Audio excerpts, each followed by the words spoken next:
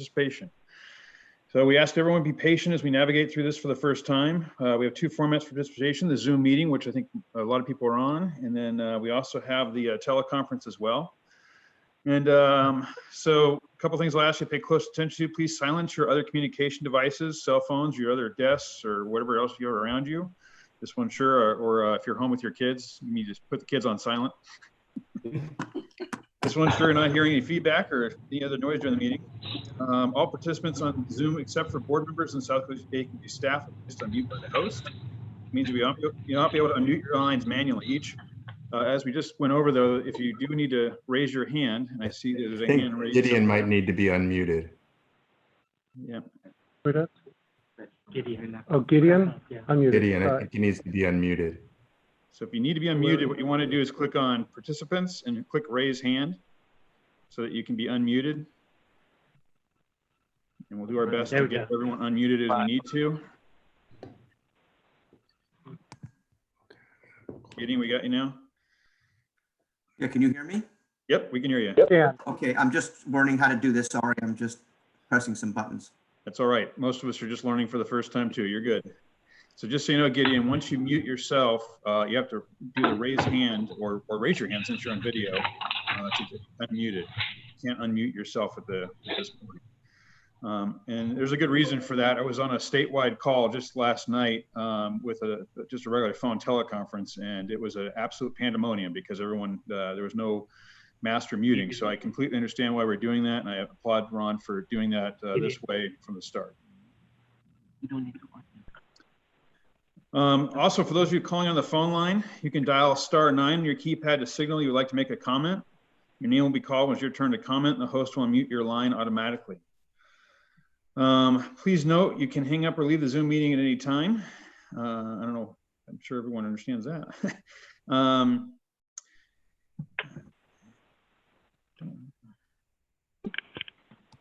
this is Jill. I just see that Senator Delgado just joined us, so could you unmute her Yes. as well?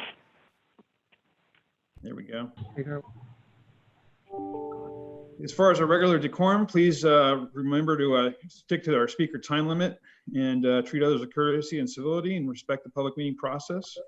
Rules prohibiting the use of signs or posters remain in effect for video participation. Profanity, discriminatory comments, or obscene gestures are prohibited. Disorderly or unruly aggressive behavior that infringes upon the rights of others to disrupt meetings for the good working order of the meeting is also prohibited. Any violation of the above rules can result in your mic being muted or your video feed being shut off. For those being dropped from the phone or Zoom, or you might be dropped from the phone lines as well.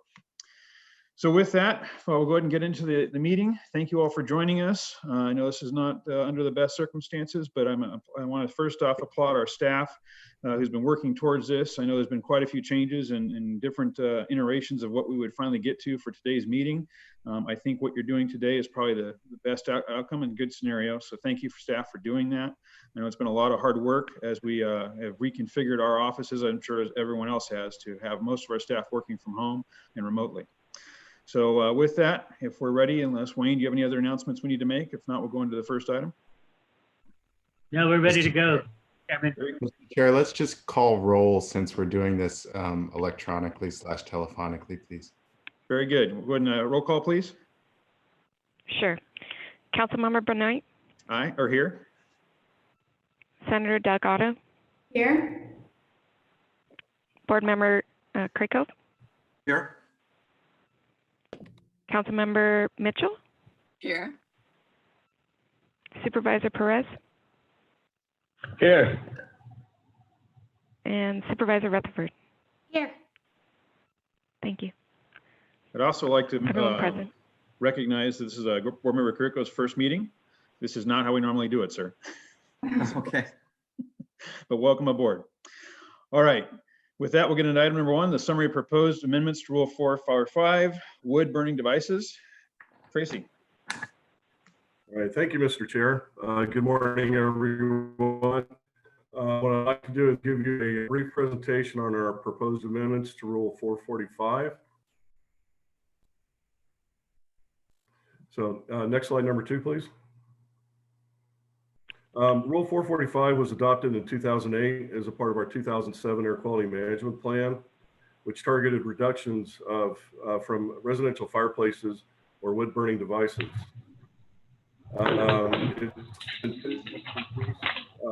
Ambient particulate matters, PM 2.5, which have health effects that include increased mortality and cardiovascular and respiratory impacts.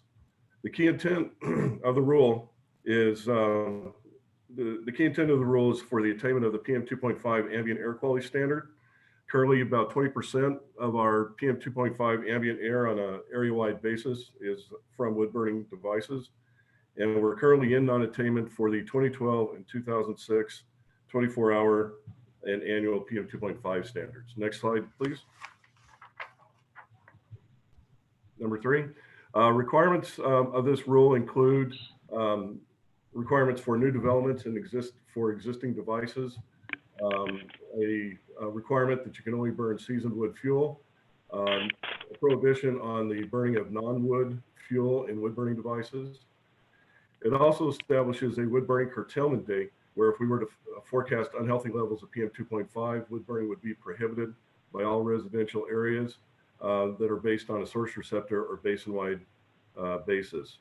There are exemptions that are contained within proposed rule or within Rule 445. That includes if a home has wood burning as a sole source of heat, it is a low-income household, it does not have natural gas service, the residence is located above 3,000 feet sea level, or ceremonial fires that are exempted under Rule 444, which is our open burning rule.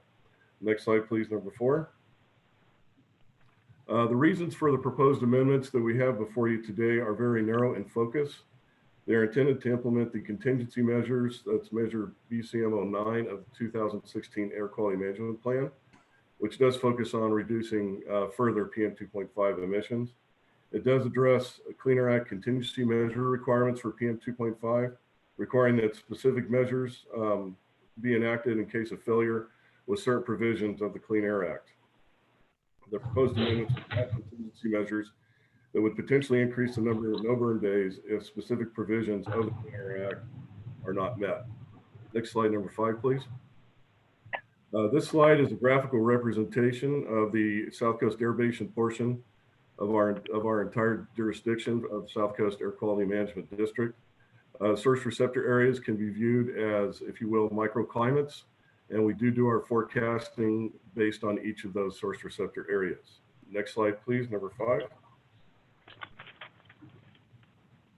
As you can see in this representation of this table is that the PM 2.5 standards for the annual average and 24 average have been tightened over time.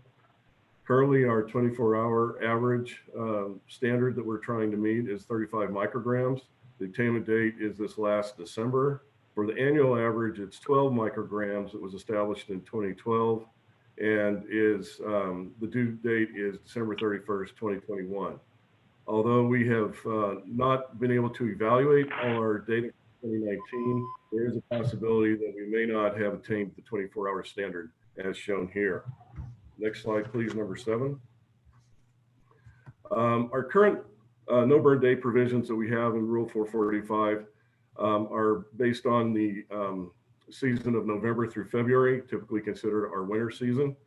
The no burn days are triggered if the forecast is that we do for PM 2.5 exceeds 30 micrograms in any of the specific source receptor areas. The current program now applies to each source receptor area unless a source receptor area is in non-attainment for PM 2.5 standard, which then the no burn day would be called day 1. Next slide, please, number 8. The proposal that you have before you today clarifies that this rule does not apply to residences above 3,000 feet and that the wood burning season is during the November through February. There has been some confusion about winter versus the actual days of what we call our curtailment season. So if any source receptor area is forecast to exceed 30 micrograms, then we would call it a basin-wide no burn day.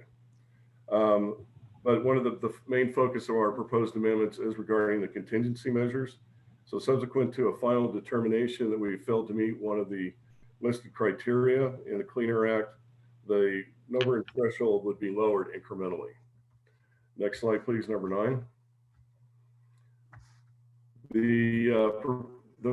The The proposed contingency measures that you have before you today mirror the contingency measures as they're listed in the Clean Air Act.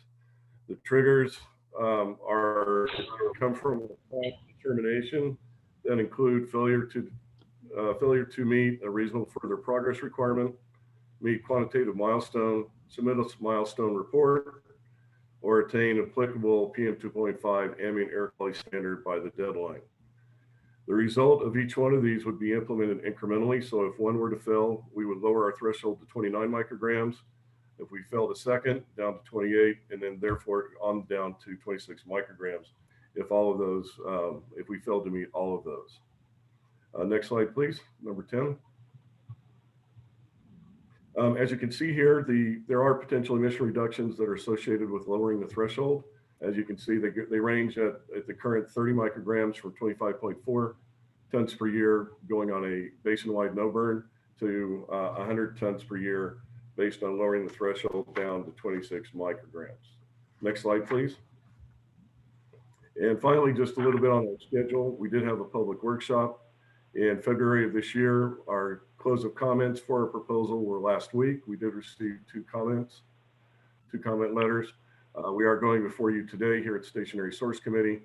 Our schedule is to set the public hearing in April for a May public hearing before the governing board.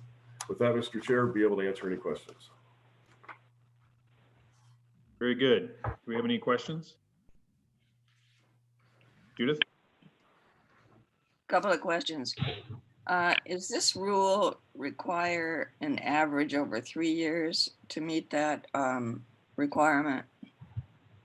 The standard is a 3-year average based on our design value. Phil, would you like to? Yeah, so yes, good morning. This is Philip Fine, Deputy Executive Officer for Planning and Rules. Yes, so we are judged against the federal national ambient air quality standards based on a 3-year average of data, whether it's a 24-hour standard or the annual standard. This rule doesn't necessarily have that type of averaging in it. What we're intending to do primarily with this rule is satisfy kind of a new court interpretation of the Clean Air Act contingency measure requirements. What happened is there was a court case a couple years ago, Barbara can fill in some details, that changed the way we satisfy those SIP requirements. And what we need to do now is have some kind of automatic trigger within our rules to get some amount of emission reductions if we fail to meet one of these milestones or fail to meet attainment. So all we're really doing here is putting in those automatic triggers. And as you saw, what would happen is if we subsequently miss these milestones or attainment dates, we will basically be just a little bit more stringent on the days that we call the no burn days. Right now, we have like a 5 microgram per cubic meter buffer on the forecast. We call it at 30, even though the standard is 35. We'll be moving down to 29, 28, 27 upon EPA's determination that we failed to meet one of those milestones. Now, I will say we did have a deadline at the end of this year for the 24-hour standard. We were very, very close. We were going to present at Mobile Source Committee on that, but obviously that was canceled. But very, very close. We have a good shot of meeting it next year if we do have a failure to attain. But we do expect that that first trigger is probably going to take effect sometime this year or before next wood burning season. So we are waiting right now for an EPA determination. Is that correct? Well, first the data from 2019 needs to be certified, which happens towards the end of this month. And then it's up to EPA to look at that data and propose and then finalize a determination of a failure to attain.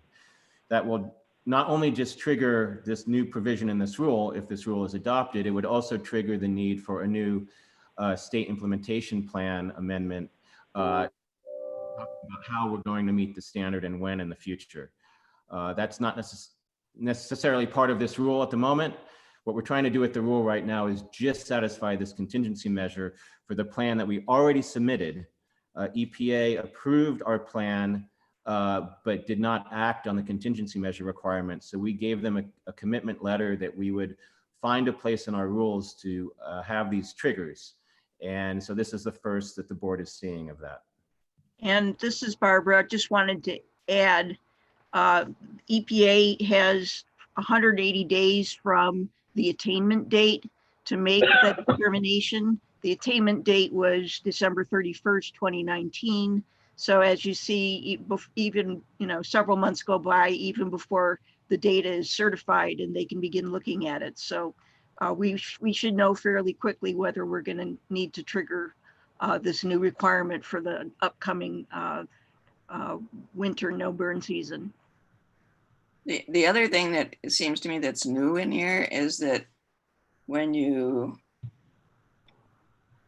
it's a basin-wide no burn declaration, when you exceed that 30, grams per cubic meter. Before it, has it been basin-wide, or maybe I'm just missing something? Has it been basin-wide? So the rule does say that if the forecast, the exceedance is forecast at a site that does not necessarily, is not a site that has been exceeding the standard, that we would do a regional, for a sub-regional no burn call. But in practice, that has happened very seldom. So we generally see the exceedance forecast at one of those key sites, Miraloma in particular. So in practice, they've almost all been basin-wide. And what we found is that these sub-regional curtailments actually cause a lot of confusion. So we're just kind of cleaning that up, and just whenever we forecast anywhere to exceed, we'll just call it basin-wide. That's a little bit more stringent than it is today, but in practice, it's a very minor change. Okay, thank you. That's all the questions I have. Any other colleagues have any questions? Do you have any public comment on this item?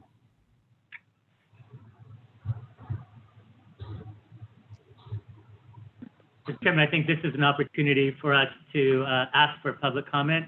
And if those that would like to publicly comment, they could raise their hand so that we could unmute them. Yeah, I thought I just asked that, but maybe you guys hear me okay now? So yeah, if there's any We can public hear comment. you. Okay. Do we need to scroll down? No, the public comment should come up at the top. No one's raising their hand, Mr. Chairman. Very good. And if we need to come back to an item, if we miss someone, we can. So we'll go ahead and go to item number 2 then, the Reclaim Quarterly Report. Susan Nakamura. Share screen. Okay, so this is I think the 7th quarterly report. I'm on slide 2. And this is a summary of where we are over this past quarter. So we've had 3 Reclaim / NSR working group meetings.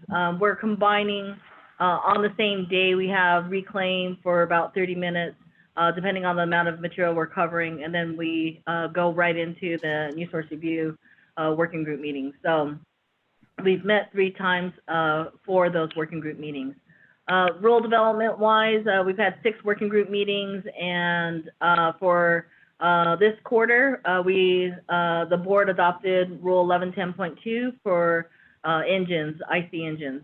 And we did have many discussions with EPA in regards to the reclaim transition and New Source Review. And then we did have a face-to-face meeting over this past quarter, which I'll highlight. Next slide. So this is the overview for the reclaim transition. Nothing has changed since the last quarterly update. EPA is still saying the 3 main regulatory elements need to be completed before we proceed with any transition. And those 3 regulatory elements are the landing rules combined with the monitoring, reporting, and record keeping requirements. And then also amending New Source Review, amending reclaim for to establish the transition and other provisions that would be obsolete. We would submit that to EPA, and then after EPA approves that, then we could start transitioning facilities out of the reclaim program. Next slide. I'm on slide 4. So this just summarizes the 3 working group meetings that we had over the past quarter. So in late 2019, the Regulatory Flexibility Group had met with US EPA and they had their face-to-face meeting. South Coast AQMD staff did participate or just listened into the meeting via teleconference. And so what we did in the working group meeting is we just summarized the comments from the Regulatory Flexibility Group, and then we went through those at the November 2019 working group meeting. In January 2020, we had a deeper discussion on the availability of offsets in the open market and also the availability in the internal bank, and our concerns overall in terms of the availability of offsets as facilities transition out of reclaim, which is one of the paramount issues for new source review as we work towards transitioning facilities out. And then in February, we presented some concepts for reducing the demand for offsets and discussed also using air quality modeling for projects with increased secondary PM emissions. This is primarily from installation of selective catalytic reduction technologies for NOx sources. Next slide. So I'm on slide 5. We did have a face-to-face meeting with US EPA on March 5th. It was a quote-unquote face-to-face meeting. Staff was concerned about COVID-19, so we did conduct that by video conference. And we did provide the key discussion with US EPA was the availability of offsets in the open market and internal bank. We talked about our current methodology and concepts for the best available retrofit control technology discount that we currently apply to the internal bank and modifications that we can do for that. And then we also did discuss the use of the internal bank, and we got some feedback, initial feedback from US EPA on using the internal bank for sources that are greater than 4 tons per year. Next slide. So as you know, we did update the board in February on just where we are in the reclaim transition. We also provided some background information about the reclaim program, how it works, the need for the transition, the 2016 AQMD control measure, which asks for an additional 5 tons per day, which is embodied in control measure CMB05.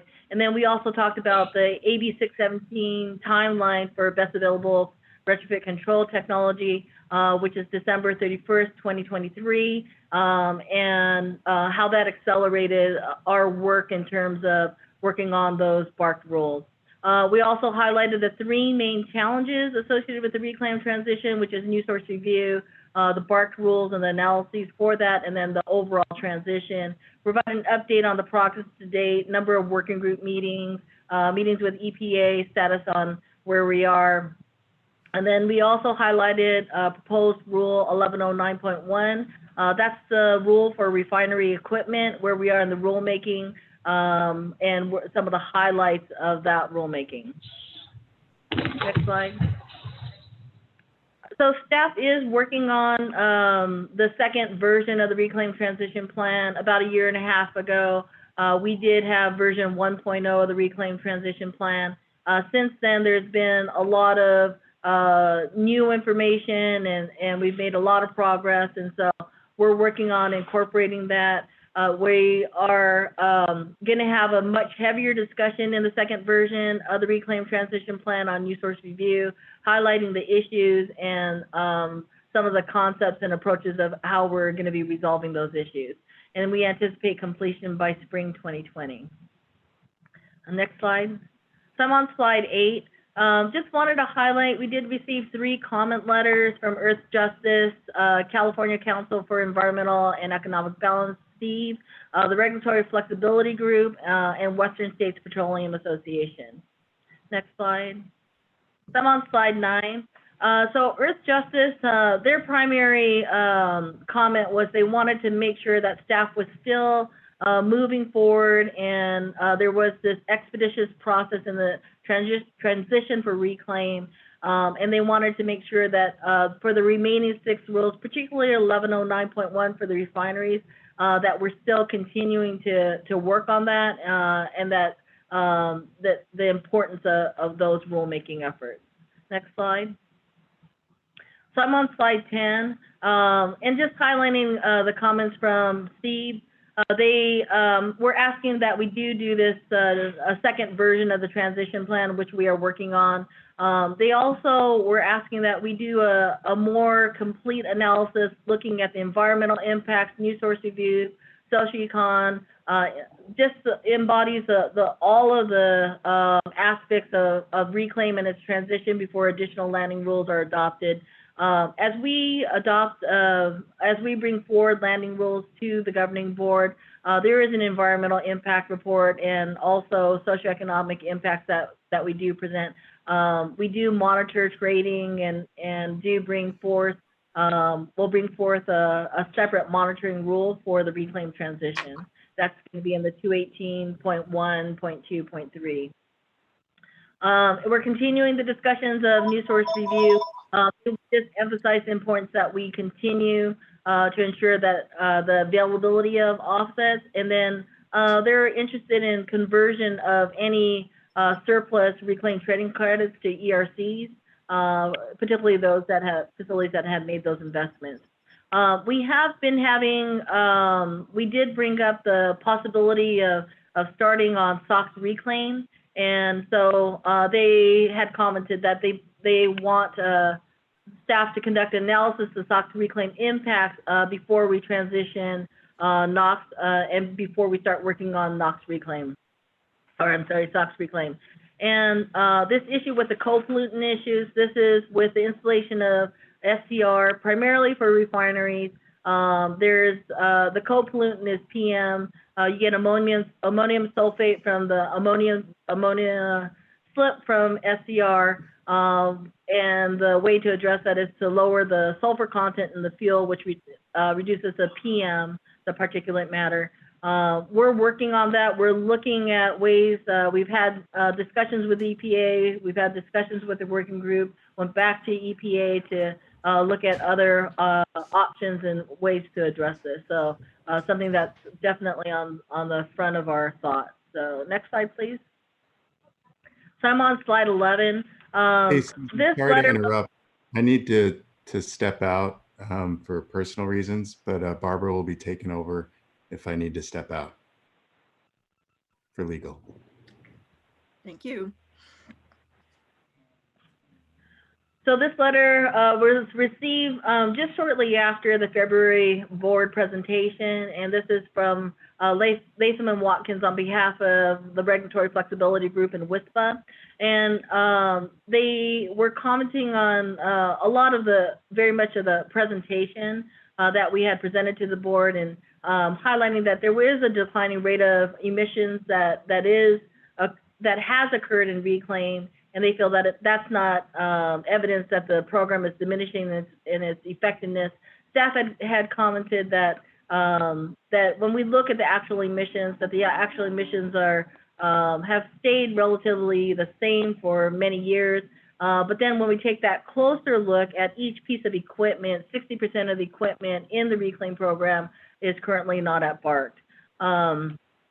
They also talked about the emissions relative to the allocations. And then they wanted to highlight the importance that the timing of reclaim and its transition, that we need to take into account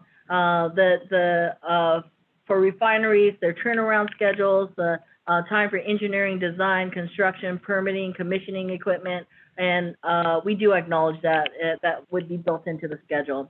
There was a comment also on the cost effectiveness that as we look at the cost effectiveness, which is looking at the dollars per ton of NOx reduced, that masks the actual capital costs and the implementation costs that are associated for each individual facility and the reclaim transition. We do acknowledge that the cost for individual facilities, when we look at the refineries, are going to be in the millions of dollars in terms of capital investments. And so we'll be looking at that compliance schedule for them and looking at what will work for the refineries, as well as ensure that we're getting the emission reductions as expeditious as we can. Next slide. So this just summarizes, the addition to this is Rule 1110.2 for the internal combustion engines on the very bottom. The tally right now is just a little over 4 tons per day for the landing rules. 7 landing rules. We have 6 more landing rules that we'll be working on. Next slide. So this summarizes the landing rules. The next landing rule that the board will see is proposed amended Rule 1117 for glass melting furnaces. It actually will be glass melting and sodium silicate furnaces. And then you'll be seeing the rest of the rules. We have them scheduled to the end of this year. Next slide. Some on the last slide, slide 14, and we'll continue our Reclaim Working Group meetings and meeting with the New Source Review Working Group also, working on the second transition of the Reclaim Transition Plan. You'll see we're still pressing hard on our rulemaking activities and continue to work with US EPA and CARB on New Source Review and the Reclaim Transition issues. That concludes my presentation.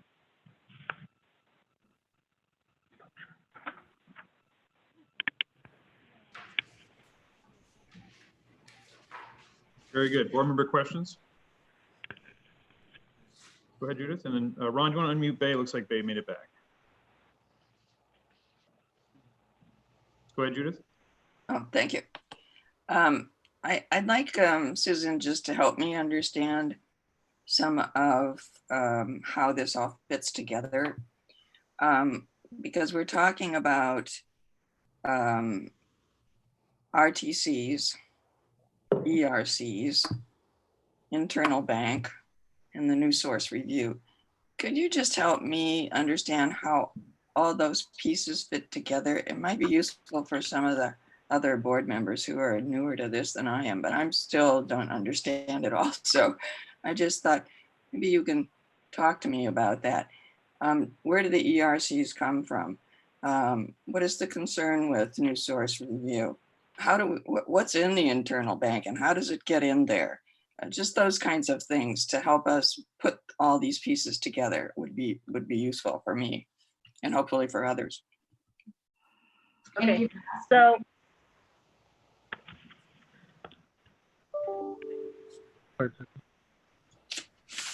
for Reclaim, in Reclaim, those are Reclaim trading credits, and those are, we refer to them as allocations, and each facility at the start of the program was issued allocations in the form of Reclaim trading credits.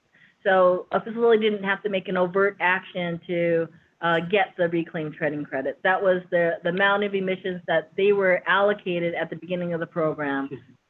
Maybe you can back up and say recently applied to and why it applied to. So the Reclaim, the non-Reclaim units. Okay. So we just, you know, you're really hard to hear there. I was asking Susan to provide some clarification on the Reclaim applicability, sort of the Reclaim and the non-Reclaim universe, and how it all comes together. Okay.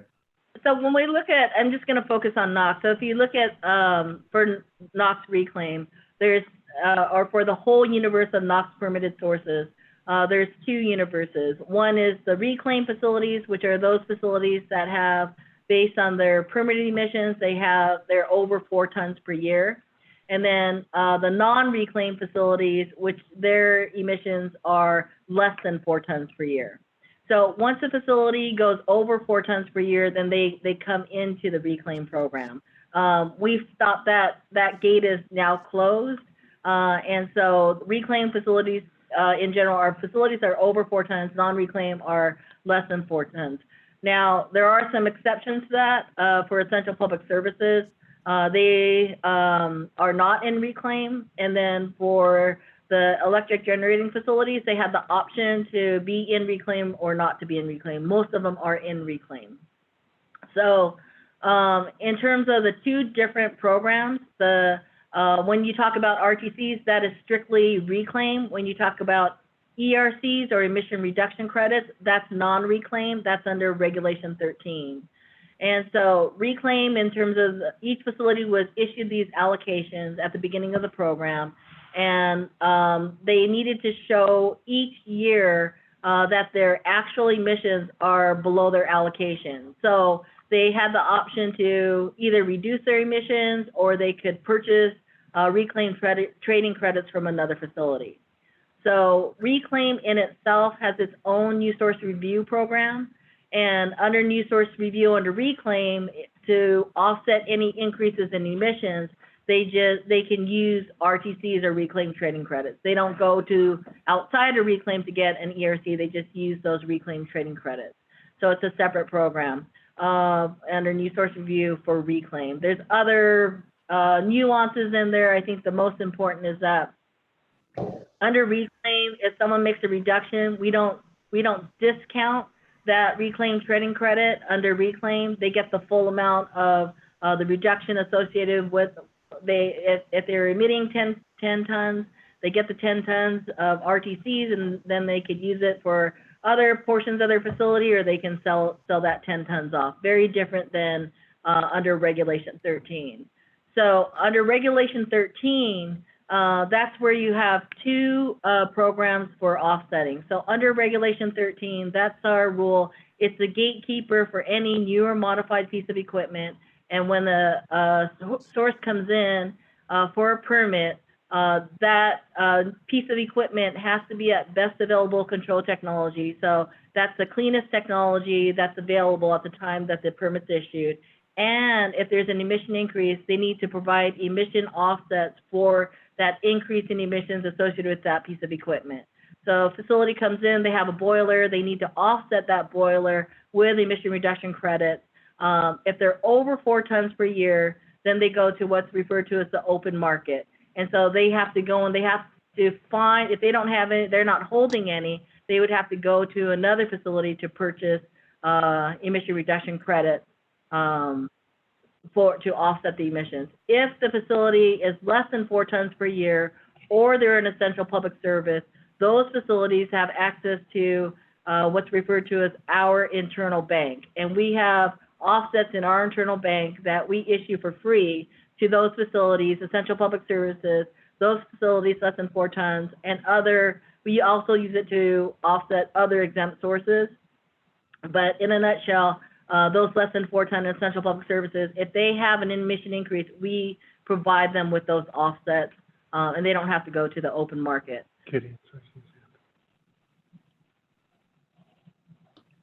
So I think, Gideon, you have a question? Oh, I was just going to say, thanks for asking that question, Council Member Mitchell. Now we understand it 100% clearly. Don't worry, we'll get you up to speed. Do you want to do a stationary briefing on NSR? Let's propose it to the chairman. So would it be beneficial to do a stationary briefing on new source review and the difference? Because I could put together a nice slide deck and some graphics and maybe help to walk folks through a little easier. It is very complex. I think that'd be very useful. Yep. Okay. All right, any other questions on this item? All right, do we have any public comment on this item? Yes. First up is David Rothbart. David, you should be free to speak. Can you hear me? Oh, faintly. I'll try to talk loud. Is that any better? Yep, there you go. A little bit louder. Technical difficulties. This is David Rothbart representing the Southern California Alliance of Publicly. We can barely hear you, David. All right. How about this? Better. All right. This is David There you go. Rothbart from Los Angeles County Sanitation Districts, and I also represent the Southern California Alliance of Publicly Owned Treatment Works, and as such, a lot of essential public services that rely on the internal bank. And on our constituents' concerns is that on the reclaim transition, to make sure that there's no harm to essential public services' ability to operate and depleting the bank. And it appears that the amount of NOx credits available for these types of projects during the transition may be not enough available. So I wanted to bring that to your attention to make sure whatever we're doing for the reclaim transition it doesn't have unintended consequences. And a kind of a separate thought is all the reclaim landing rules, they're also being changed for non-reclaimed facilities, which my numbers are. And it's rather challenging keeping up with these, and it's very complicated. So to the extent we could be excluded from those changes and just focus on reclaimed facilities, we'd be greatly appreciative. Thank you.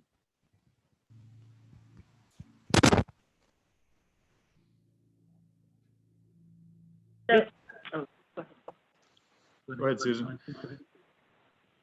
So in regards to use of the offsets in the internal bank, we are very cognizant and to ensure that we make sure that there are sufficient offsets available for those that are currently using the internal bank, which includes essential public services. In regards to the second comment, that we not continue on BARC rulemaking for non-reclaimed facilities, we are obligated because of our attainment status. BARC is an ongoing, it's not just about the reclaim transition, but we need to update our BARC rules based on the available information that we have, and it is constantly updated. It's periodically updated as we go through different source categories. So there are two rules that are affecting the non-reclaim facilities, I think that David's referring to, Rule 1179.1 for publicly owned treatment works, and then for 1150.3 for landfills. We're well into that rulemaking, and we want to continue on the rulemaking for those two rules. There are other rules for the reclaim transition that affect reclaim and non-reclaim as we find new information for the non-reclaim pieces of equipment in 1147, for example, which is miscellaneous combustion. We want to update those emission factors, those emission limits too. But we're very cognizant to ensure that they have sufficient time since they've already made some reductions. So we'll give them a longer time to make those additional reductions.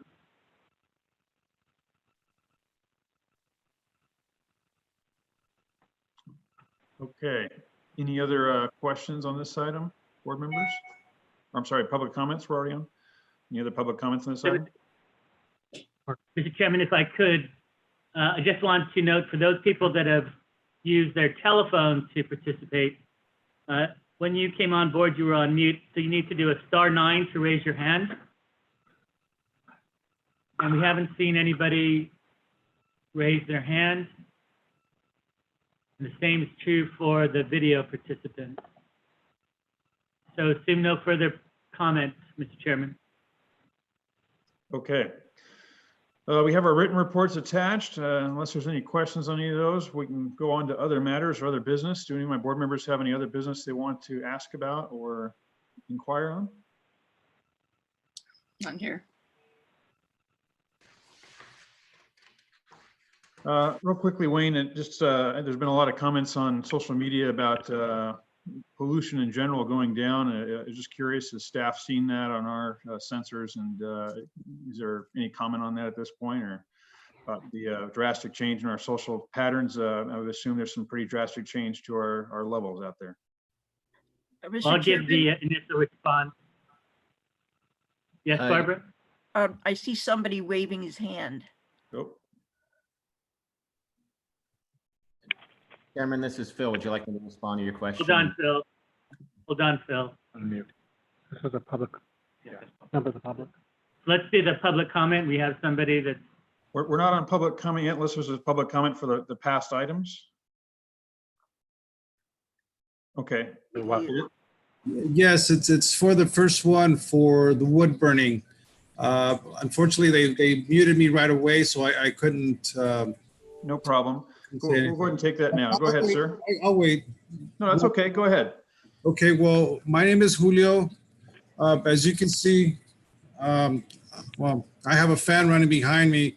I live in the city of Tustin, and my home is upstairs. I live in a condominium complex. The house is east of me. When they burn wood, all that smoke comes into my home. I mean, a lot of it. I have a fan in my attic. I have a fan right now sucking the air from my house outside. I put a fan in front of the door in the hallway. It's been miserable the past 3 years during the winter season. I've called South Coast Air Quality Management various times. I left various complaints. I've gone to the city board meeting, and they can't seem to help a family like us suffering from secondhand smoke. And it is countless hours. These people start from 7 o'clock, 10 o'clock p.m., and they go all the way to 4 or 5 o'clock in the morning. It doesn't cease.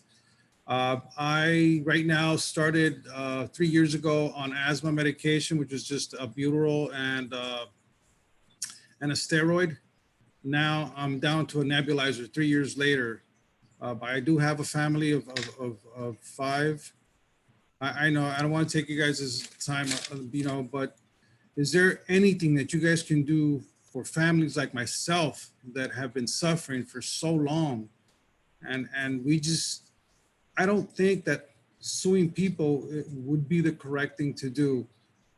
I asked to have monitors put in the back, in front of my house and in the back, so that you guys can see.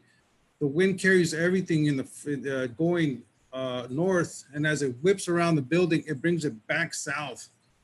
I'm in like a unique situation, and our roofs are vented, and they're vented because I think because of the units, pipes from downstairs go up to my attic, and so do mine, and I think they're to cool down the building and to avoid, I think, carbon monoxide buildup. I could be wrong on that, but I think that's what it's for too. So I suffer to go to bed. I can't breathe correctly. I mean, I'm having a lot of health issues right now. And, I own this place, but I'm 49 years old, and I don't have 30 years to pay another mortgage, and with this coronavirus going on right now, I am really scared for my family. Yesterday I came home and they were burning wood already at 3:30 p.m. It ceased. They started back at 9:30 p.m. and it went on for about 4 or 5 o'clock in the morning. And this is just my take on you guys, to you. And I just want you to understand that there are people like me out there that need help. And for us to be chased out of our own home isn't correct. I believe these homes have, they have heaters. I wish you guys could impose them to use. So, Mr. Chairman, if I could suggest, sir, if you could let us know a number to contact you, we'll follow up with you directly. Okay. Or you can call our 1-800-CUT-SMOG number. I don't want you to have to give out information that you're not familiar with, but from our perspective, this is more of an enforcement compliance issue. Yes. We can reach out to you. We can come visit you with our inspectors and see if there's things that we can do to address this. So if you could, please call 1-800-CUT-SMOG today, and I'll make sure that we follow up with our appropriate staff. All right? Who can I leave a message with? There'll be an operator, and you can just let the operator know that you participated on the stationary source committee call and leave the information, your address, and what the conditions are that you're experiencing, and then we'll follow up with you. Okay, I appreciate your help. Sure. Okay, you guys have a great day, guys. Thank you for sir. letting us know. All right, take care. Okay, any other, well, I guess Wayne, back to my question, if we can. Yes, I'm sorry. Was ready to answer part of it? Yeah, so let me start out with that. And Supervisor Rutherford asked that question of me earlier as well. And, there's been a lot of discussion in the media, but as Dr. Fine will explain, it really is too early to tell. We're seeing a lot of weather issues. So Dr. Fine? Thanks, Wayne. So we are looking at this very closely, and we're familiar with the newspaper articles and some of the NASA reports coming out of China on this matter. Just, I guess by coincidence, the last couple weeks have been very stormy and rainy. We expect cleaner air quality under those conditions. So it's very hard to tease out any differences between what we would normally expect under those conditions and any reduced emissions due to, the slowdown in vehicle miles traveled for light duty and heavy duty vehicles, as well as maybe some reduced other types of activity. We would expect emissions to go down. If anyone has been on the freeways lately, there's very little traffic. So we do expect, and it's true that emissions are dropping, but to tease out what portion of the ambient concentrations are due to normal weather conditions like this or due to reduced emissions, we won't know maybe for a couple weeks until we can do the analysis. What we do know is we do forecasts every day. Those forecasts cannot take into account any reduced emissions due to this slowdown. So what we'll be doing is looking at comparing our forecasts to what we actually see those days. Our forecasts are quite accurate, but if we see a discrepancy between what we expect and what actually occurs, then that would be an indication that we are seeing an improvement in air quality because of less traffic.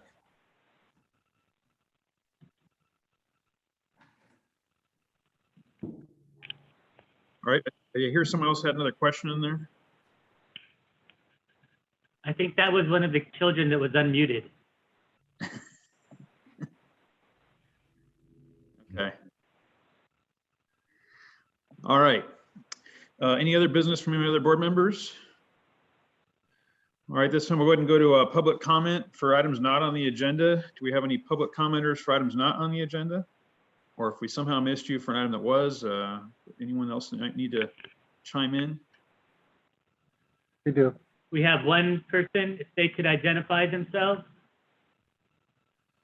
Hello? Hello? We can hear you. So you can hear me? Yep, you have a question? Oh, hi. My name is Ricardo Martinez. I own a company, Del Rio Testing, that services gasoline dispensing facilities. And we service these facilities under Rule 461. And my concern with all this happening, a lot of service companies are out there actually touching this equipment that the public is actually touching. But in the rule, it says that we could only perform this testing between 7 a.m. to 8 a.m. I'm asking the board to see if they could look into making some kind of administrative leave where we could test these facilities at night where there's less people and less chances that we ourselves, or God forbid, that one of the service technicians is carrying this virus with them. So, Mr. Chairman, if I may, there are a number of issues that we're looking at related to impacts associated with COVID-19. I believe Mr. Martinez is the gentleman who submitted an email to the board under the header of no MHF and talked about Rule 461. So in this particular case, what we're doing right now is we're actually evaluating a number of areas in this case. We hear what Mr. Martinez is saying. We hope to come out next week with how we'll be able to address some of these issues. We understand his concern, and we're trying to be as flexible as we can, recognizing all of these other issues. So we'll respond to Mr. Martinez. Very good. I did see the email, and thank you for that comment. Any other public comments? And again, anyone on the phone, you just need to do *9 to raise your hand.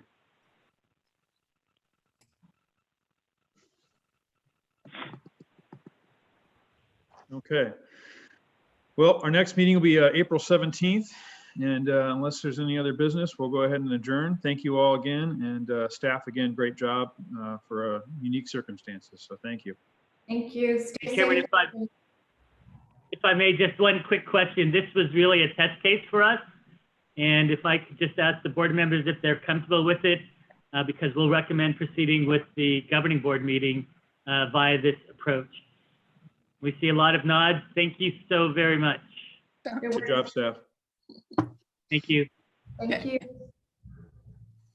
Bye, everyone. Bye. Be safe, everyone. Good night or good day. Thank you.